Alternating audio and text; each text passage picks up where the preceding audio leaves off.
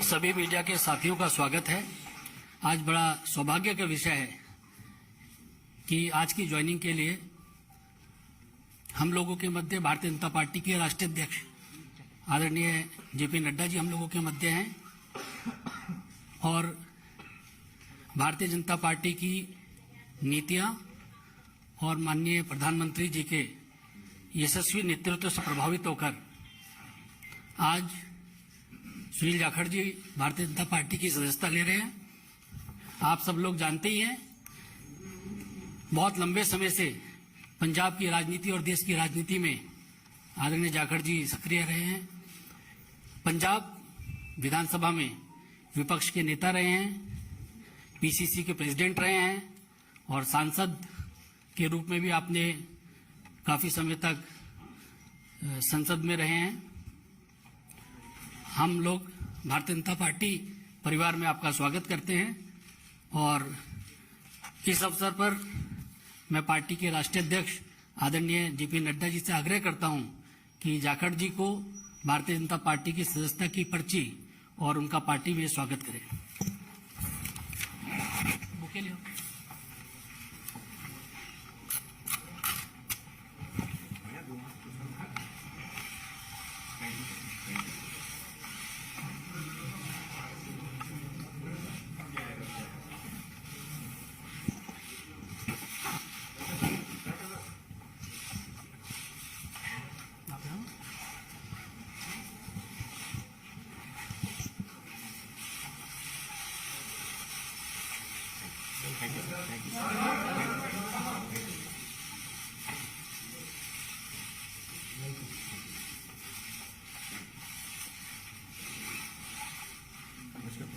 हम भी आपको वेलकम करेंगे। Welcome sir.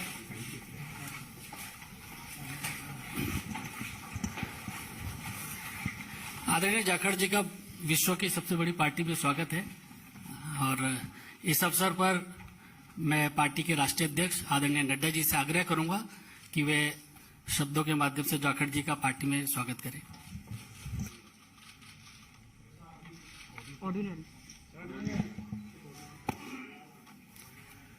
जैसा अभी अनिल बलूनी जी ने आपके सामने इस विषय को रखा है कि सुनील जाखड़ जी भारतीय जनता पार्टी की सदस्यता लेकर भारतीय जनता पार्टी में शामिल हुए हैं, मैं अपनी ओर से और पार्टी के करोड़ों कार्यकर्ताओं की ओर से उनका भारतीय जनता पार्टी में स्वागत करता हूं, अभिनंदन करता हूं।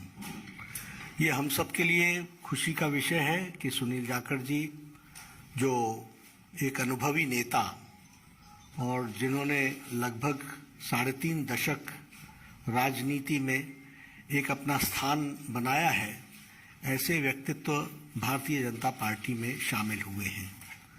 आपने कई जिम्मेवारियां निभाई हैं, प्रदेश के कांग्रेस के एक समय अध्यक्ष भी रहे, एलओपी भी रहे, लोकसभा में भी रहे, विधानसभा में लंबे अरसे तक रहे और एक अपनी खास छवि पार्टी से अलग हट करके आपने स्थापित की और किसानों के नेता, युवाओं के दिलों में जगह एक ईमानदार छवि के साथ आपने कई जिम्मेवारियों पर काम किया है। आज मैंने आप सबसे पहले भी कहा था कि पंजाब में राष्ट्रवादी ताकतों का जो प्रथम स्थान है वो भारतीय जनता पार्टी ले रही है और इसलिए आवश्यक होता है कि राष्ट्रवादी विचार रखने वाले सभी लोग भारतीय जनता पार्टी के साथ जुड़े और मजबूती प्रदान करें। Punjab is a border state, more than 550 kilometers border is along with Pakistan.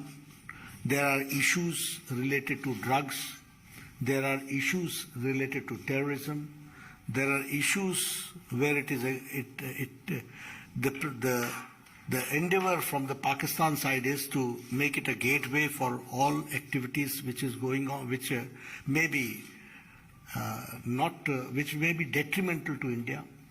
तो ऐसे में राष्ट्रवादी ताकतों का मजबूत होना पंजाब में आज की आवश्यकता है। और आज पंजाब में भारतीय जनता पार्टी ऑपोजिशन की आवाज बन करके आ रही है। और इसीलिए मैंने उस समय भी कहा था कि बहुत लोग कांग्रेस से और अकाली दल से भी, जो भी राष्ट्रवादी ताकतों के साथ जुड़ना चाहते हैं, वो भारतीय जनता पार्टी के साथ आना चाहते हैं। इस कड़ी में मैंने पहले कहा कि एक अपनी छवि रखने वाले ऐसे सुनील जाखड़ जी ने आज भारतीय जनता पार्टी की सदस्यता ली है। और मुझे पूरा विश्वास है कि वह हम सबके साथ मिलकर के हम पंजाब को एक नए मुकाम पर ले जाएंगे और राष्ट्रवादी ताकतों को मजबूत करने में उनका अनुभव का हम सदुपयोग करेंगे। और पार्टी मजबूत होगी पंजाब को मजबूत करने के लिए, पंजाब को मजबूती प्रदान करने के लिए, और उसमें सुनील जाखड़ जी का विशेष योगदान रहने वाला है। मैं पुनः आपका अभिनंदन करता हूं, स्वागत करता हूं, और मैं निवेदन भी करूंगा सुनील जी से कि आप जरूर कुछ अपने उद्गार कहें। और बहुत बहुत धन्यवाद आदरणीय बीजेपी के अध्यक्ष नड्डा साहब, जो आपने मुझ जैसे व्यक्ति को माननीय प्रधानमंत्री नरेंद्र मोदी जी, माननीय देश के गृह मंत्री अमित शाह जी, उनके साथ उनकी सहमति से मुझ जैसे व्यक्ति को आज अपनी पार्टी में शामिल होने का ये मौका दिया। मैं आभारी हूं मंच पे जो मौजूद हमारे प्रभारी अनिल बालूनी जी हैं। मैं आभारी हूं खास तौर पे प्रवेश वर्मा जी का, जो खास तौर पे इस मौके पे यहां पहुंचे हैं। मैं आभारी हूं अरविंद खन्ना जी का, मैं आभारी हूं मनजिंदर सिंह सरसा जी का, मैं आभारी हूं परमिंदर जी का कि आप सबके सहयोग से आज इस बीजेपी के मंच पे नड्डा साहब की हाजिरी में बीजेपी में शामिल होने का मौका आपने दिया। धन्यवाद नड्डा साहब। आप सभी ये कोई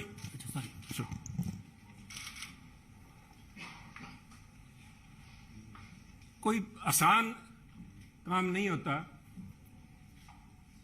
50 साल का संबंध मेरा कांग्रेस से है।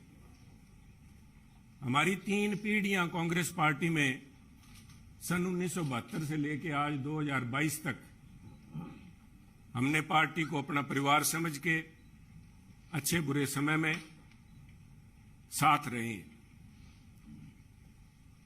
और एक चीज जो मैं समझता हूं, जिसकी वजह से, जिस आत्मीयता से और जिस खुले दिल से बीजेपी के शीर्ष नेतृत्व ने और नड्डा साहब ने आज मिलने का मौका दिया, उसका सबसे बड़ा कारण था कि सुनील जाखड़ ने राजनीति को निजी स्वार्थ के लिए इस्तेमाल नहीं किया। सुनील जाखड़ ने कभी तोड़ने का काम नहीं किया। हमने सभी हमेशा कोशिश की है, शायद सफलता ना मिली हो, जोड़ने का काम किया है। और मैं एक ऐसे सूबे से संबंध रखता हूं, एक ऐसे प्रांत से आता हूं जो गुरुओं, संतों, पीर, पैगंबरों की धरती मानी जाती है। अगर राष्ट्रीयता की बात, जैसे नड्डा साहब ने बार बार जिस बात को एम्फेसाइज किया है, आज अगर जहां देश की जरूरत राष्ट्रीयता की भावना की है, वहां अगर राष्ट्रीयता कहीं से चालू होती है, जिसे कहते हैं उर्स्प्रुंग, द बेसिक जेनेसिस, राष्ट्रीयता वो तभी पैदा होती है जब समाज में राष्ट्रीयता की भावना हो, एकजुटता की भावना हो। और पंजाब का मूल मंत्र ये रहा है, गुरु साहब ने, गुरु नानक देव जी ने सर्व साझीवालता की बात कब की थी? आज भी उस पर पहरा देने के लिए पंजाबी उसी तरह तत्पर खड़े हैं।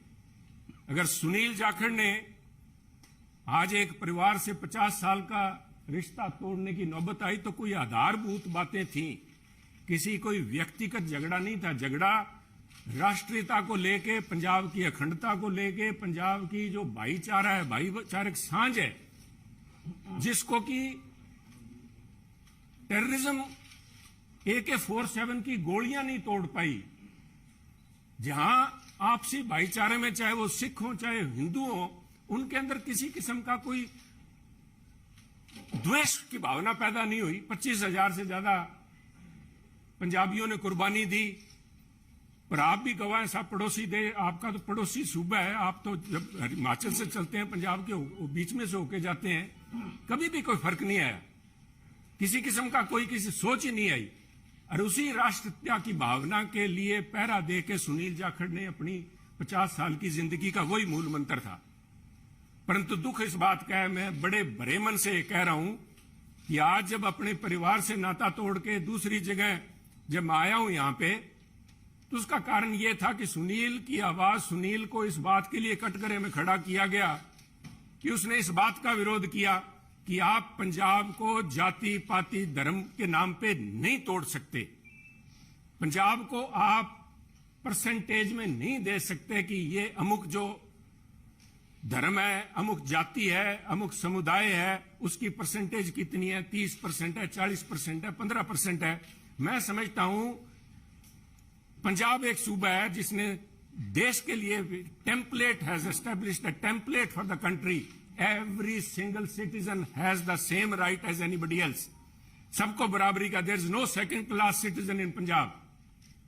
और इस भावना को लेके पंजाब अग्रणी सूबा रहा है, चाहे वो हमने देश की सीमाओं पे लड़ाई लड़ी है, चाहे देश के विकास में, हर सूबे प्रांत में पंजाब ने अपना नाम कमाया है।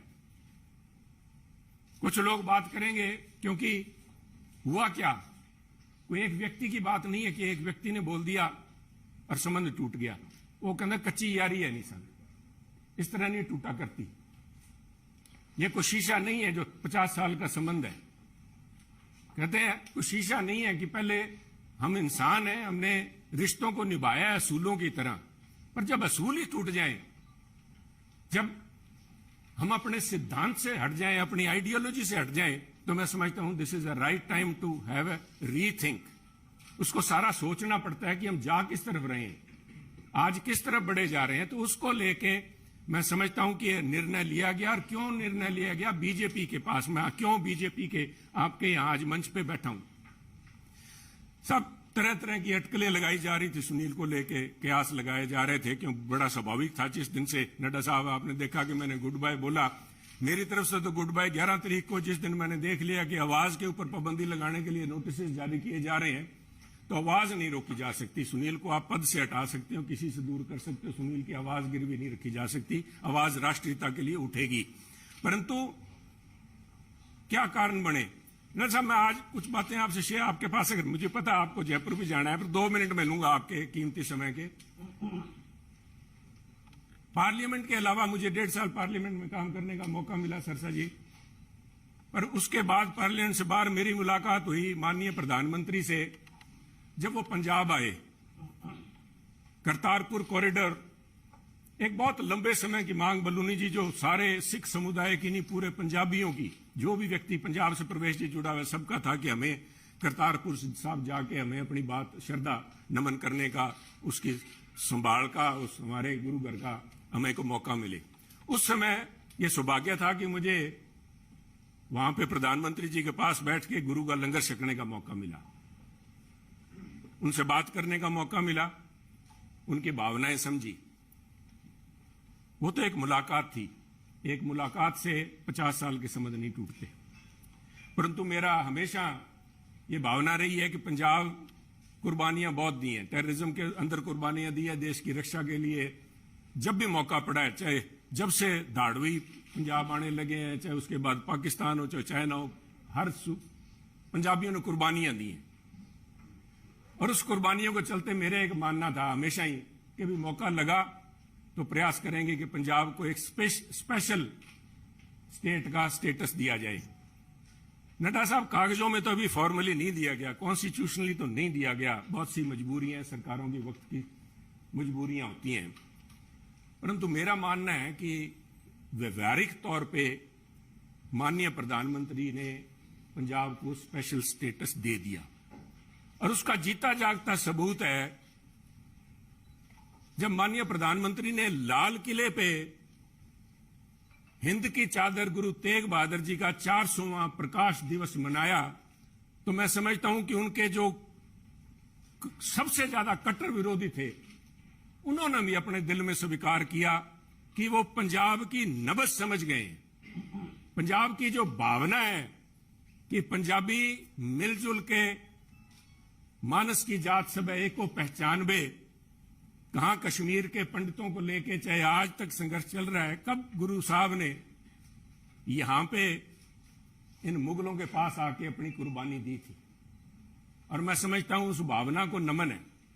उस भावना को जितना भी कहें, चाहे बहुत से माननीय प्रधानमंत्री ने अपने कार्यकाल के दौरान बहुत से ऐसे काम किए हैं, पर एक पंजाबी के तौर पे मैं, शायद किसी को अच्छा ना लगे, मैं समझता हूं ये जो उनका एक कदम था, ये एक इज अ लैंडमार्क।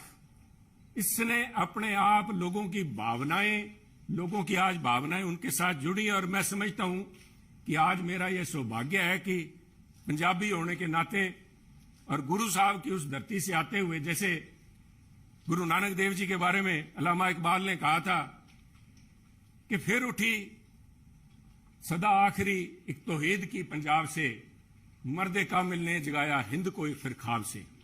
आज मैं समझता हूं फिर वही भावना पंजाब से लेके यहां पे उस भावना, उस अलग की, उस ज्योति की एक, उसको लेके मैं आज बीजेपी में आया हूं। और मैं समझता हूं कि आप लोगों के सहयोग, आपके मार्गदर्शन, माननीय प्रधानमंत्री अमित शाह जी के मार्गदर्शन में अगर मैं रत्ती भर भी देश में और पंजाब के लिए उस अखंडता को कायम रखने में कामयाब होता हूं तो मेरा जीवन सार्थक मैं मानूंगा। आपका बहुत बहुत धन्यवाद। जय हिंद।